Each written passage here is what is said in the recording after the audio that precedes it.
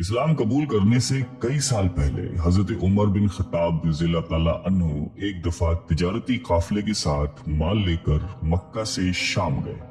काफिले में कुरैश के कई और बड़े सरदार भी शामिल थे। ये काफिला शाम के सबसे बड़े शहर दमिश्क गया और वहां अपना माल बेचकर मक्का वापस रवाना हुआ। थोड़ा सा फासला तय करने पर हजरत उमर को याद आया कि उनकी एक रिश्तेदार खातून ने उन्हें कुछ सोना दिया था कि उसे बेचकर उसके लिए कुछ कपड़े वगैरह लेते आए। उन्होंने अपने काफिले के साथियों से कहा कि फला औरत का काम करने वापस दमिश्क जा रहा हूँ, कोशिश करूंगा कि ये काम करके जल्दी वापस आ जाऊं। हजरत उमर दमिश्क वापस गए तो बाजार बंद हो चुके थे। मजबूरन वो एक मुसाफिर खाने में ठहरे और सो गए। थोड़ी देर के बाद अल्लाह का एक बंदा मुसाफिर खाने में आया। उसने हजरत उमर को जगाया और अपने साथ अपने घर ले आया। ये बात वाज़ेह नहीं थी कि वो शख्स हजरत उमर को पहले से जानता था या उनके वालिद खत्ताब से उनकी वाकफियत थी। उन्होंने हजरत उमर की बड़ी खातिर मदारत की। खाना खाकर तो वो सो गए और उनका मेजबान रात भर इबादत करता रहा। सुबह को हजरत उमर बेदार हुए तो उनके मेजबान ने कहा कि अकेले बाजार मत जाना, बाजार में लुटेरे अक्सर मुसाफिरों को लूटते रहते हैं, मेरे साथ चलना।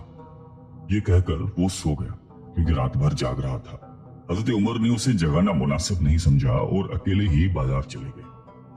अभी बाजार खुला भी नहीं था, वो बाजार खुलने का इंतजार करने लगे।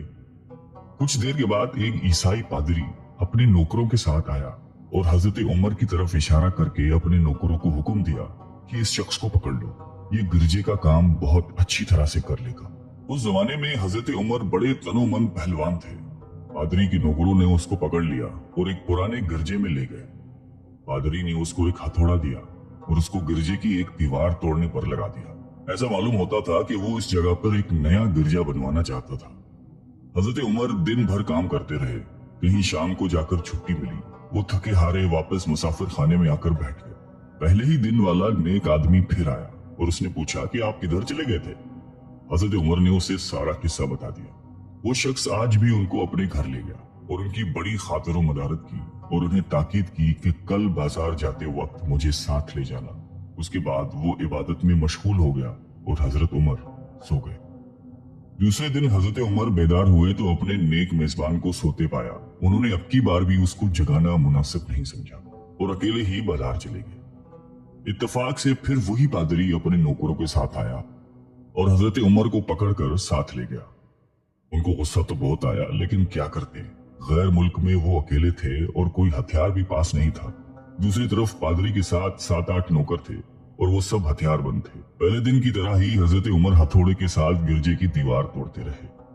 जब धूप तेज हुई तो पादरी और उसके नौकर उन्हें काम में मशगूल देखकर चले गए और हजरत उमर दीवार के साए में दम लेने के लिए बैठ गए।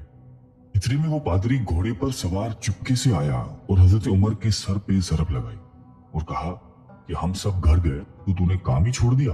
अब हजरत उमर को सब्र की ताब ना रही। उन्होंने इधर उधर नजर दौड़ाई, हर तरफ सन्नाटा था। उन्होंने पादरी को घोड़े से खींचकर नीचे कर लिया और उसके सर पर हथौड़े मारना शुरू कर दिए। वो बहुत चीखा चिल्लाया, लेकिन उसकी मदद के लिए कोई नहीं पहुंचा। हजरत उमर ने टूटी हुई दीवार का एक भारी टुकड़ा उठाकर उसके सर पे दे मारा। वो पहले ही जख्मी था, अब उसने दम दे दिया। उसको मरते देखकर हजरत उमर तेजी से भाग खड़े हुए और जिस रास्ते से दमिश्क आए थे वो रास्ता छोड़कर एक दूसरे रास्ते पर चल पड़े। शहर से काफी दूर उन्हें एक खच्चर पर सवार रूमी मिला जो रूम से ताल्लुक रखता था। वो उनके साथ चलने लगा। वो कुछ बातें करने लगा, लेकिन ना हजरत उमर उनकी जबान समझते थे और ना वो इनकी जबान समझता था। उसने यकायक अपनी तलवार पर हाथ डाला। हजरत उमर समझ गए कि वो उन पर वार करना चाहता है। उन्होंने फौरन ही खच्चर से उसे खींच लिया और उससे तलवार छीनकर एक ही वार में उसका काम तमाम कर दिया। फिर आप खच्चर पे सवार होकर आगे चले। उसके बाद क्या हुआ उसका हाल खुद हजरत उमर ने इस तरह बयान किया है कि उस जगह से रवाना होकर मैं एक गिरजे पहुंचा। यहाँ ईसाइयों की एक जमात रहती थी।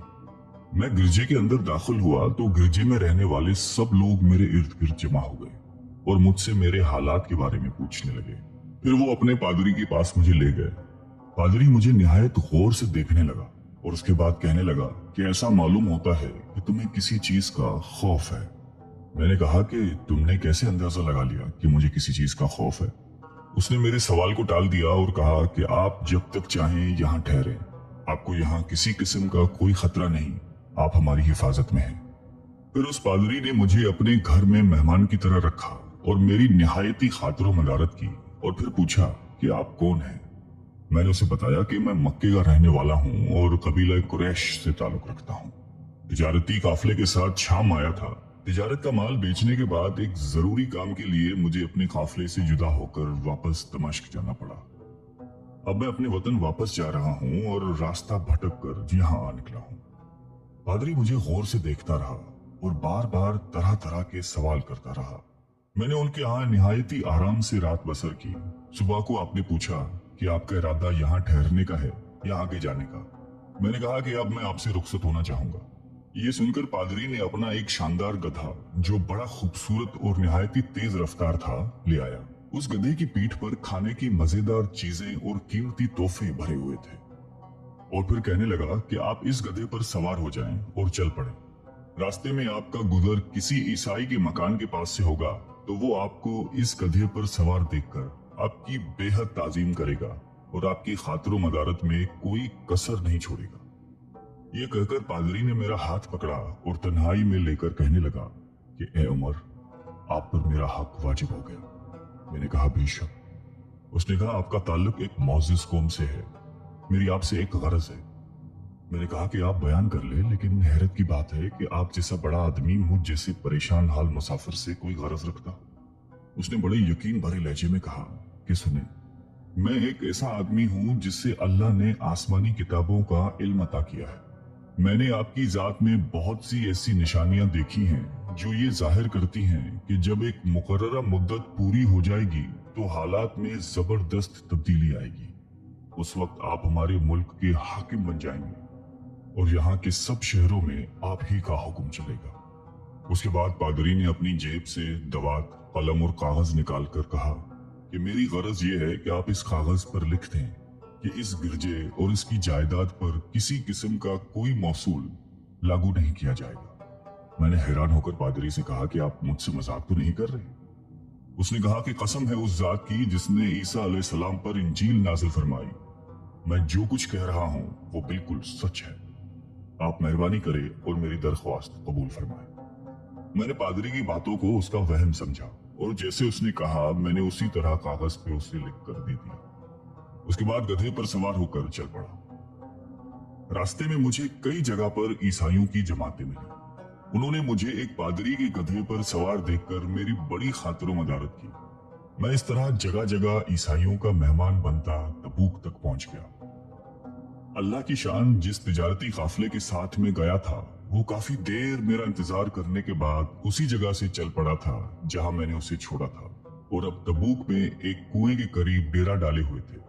काफले वाले मेरे साथी मुझे देखकर मेरी तरफ दौड़ पड़े और मुझसे मिलकर बहुत खुश हुए और कहने लगे कि इब्ने खत्ताब, हम लोग तुम्हारा इंतजार करते करते बिल्कुल मायूस हो गए तो हमने इस मकाम को कूच कर दिया जहां से तुम वापस दमिश्क गए थे, मगर तुम्हारे बारे में हम सख्त परेशान थे। ये तो बताओ कि इतने दिन तुम कहाँ रहे।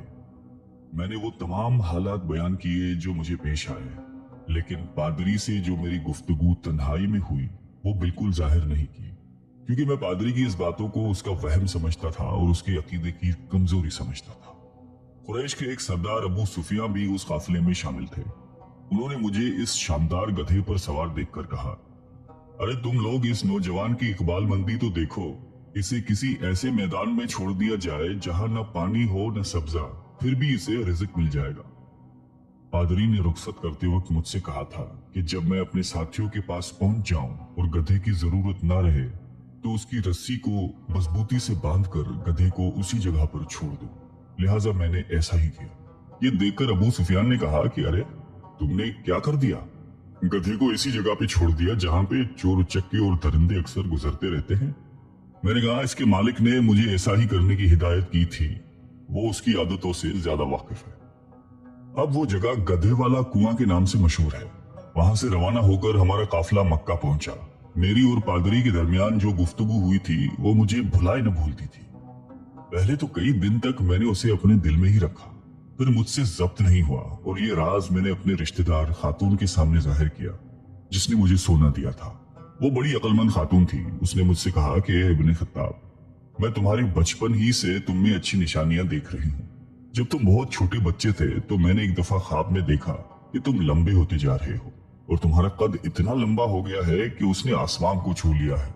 ये देखकर मैंने ख्वाब में कहा कि अरे ये मेरे बच्चे की क्या हालत हो गई है।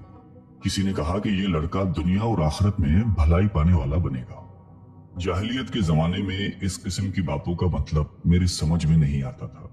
मक्का में एक शख्स अहले किताब यानी यहूद और नसारा में से था जो बहुत गुमनाम था। आम लोग तो उससे वाकिफ भी नहीं थे, लेकिन कुरैश के कुछ सरदार उसे पहचानते थे और उसकी बहुत इज्जत करते थे। एक दिन दोपहर के वक्त मैं उसके यहाँ गया और उससे जाकर कहा कि मैं आपसे चंद बातें करना चाहता हूँ और चाहता हूँ कि आप उनको अपने दिल में राज बनाकर रखें और किसी के सामने जाहिर ना करें। उसने ऐसा करने का वादा किया तो मैंने अपने सफर के तमाम वाकयात उसके सामने बयान कर दिए और अपने रिश्तेदार खातून के ख्वाब का भी जिक्र किया। जब मैं अपनी गुफ्तगू खत्म कर चुका तो उसने कहा कि इब्ने खत्ताब, जिसको तुमने मसूल की माफी का वादा लिख कर दिया है वो इस जमाने में ईसाइयों का सबसे बड़ा आलिम है। जो कुछ उसने कहा वो सब सच है और जल्द ही वो सच तुम्हारे सामने आ जाएगा। जहां तक तुम्हारी रिश्तेदार खातून के ख्वाब का ताल्लुक है तो उससे ये जाहिर होता है कि मक्के में एक बहुत बड़ा इनकलाब आएगा। जमाना एक नई सूरत अख्तियार करेगा और आने वाले जमाने के आसमान और जमीन बदल जाएंगे। मैं वहां से घर चला आया और उसकी सारी बातें अपने दिल में लिए रहा। थोड़े ही अरसे के बाद कुरैश की मजलिसों में आप सल्लल्लाहु अलैहि वसल्लम का जिक्र होने लगा। ये लोग इस बात पर चिढ़ते थे कि मोहम्मद सल्लल्लाहु अलैहि वसल्लम अपने आप को अल्लाह का रसूल कहते हैं, लोगों को बुतों की पूजा करने से मना करते हैं और एक अल्लाह को मानने पर जोर देते हैं। जल्दी अल्लाह ताला ने इस्लाम को जाहिर कर दिया और मुझे यकीन हो गया कि हालात वही सूरत अख्तियार कर रहे हैं जिसकी तरफ आसमानी किताबों के आलम शाम के पादरी ने इशारा किया था। नबूवत के 6ठे साल हजरत उमर ने इस्लाम कबूल कर लिया और रसूलुल्लाह सल्लल्लाहु अलैहि वसल्लम के जानिसार साथी बन गए। 11 हिजरी में आप सल्लल्लाहु अलैहि वसल्लम ने इस दुनिया से पर्दा फरमाया तो हजरत अबू बकर मुसलमानों के पहले खलीफा बने। 13 हिजरी में उन्होंने वफात पाई तो हजरत उमर खलीफा बने। उनके सफरनामे की रिवायत करने वाले रावी का बयान है कि हजरत उमर फारूक अपने खिलाफत के जमाने में शाम तशरीफ ले गए थे तो एक बहुत बूढ़ा आदमी जिसके बाल बर्फ की तरह सफेद हो चुके थे ईसाइयों की एक जमात के साथ उनकी खिदमत में हाजिर हुआ और अर्ज किया कि ए अमीरुल मोमिनीन, क्या आप मुझे जानते हैं? हजरत उमर ने फरमाया कि अगर आप शाम के फला नगर के पादरी हैं तो मैं आपको पहचानता हूँ।